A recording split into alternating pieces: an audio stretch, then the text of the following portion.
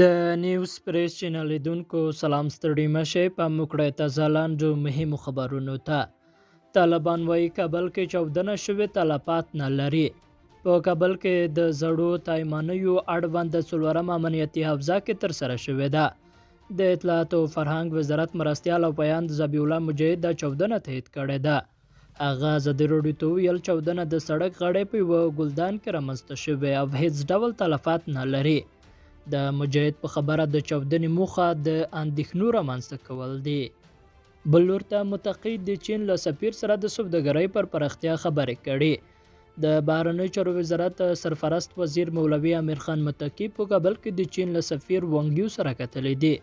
د یاد وزارت د معلوماتو له مخې په دې کتنه کې دواړو لوریو د افغانستان او چین ترمنځ پر سیاسي اړیکو، سوداګرۍ، د بشري مرستو پر پراختیا او افغان محصلینو ته د تخنیکي زده کړو د چمتو کولو په اړه هر اړخیزې خبرې کړې دي.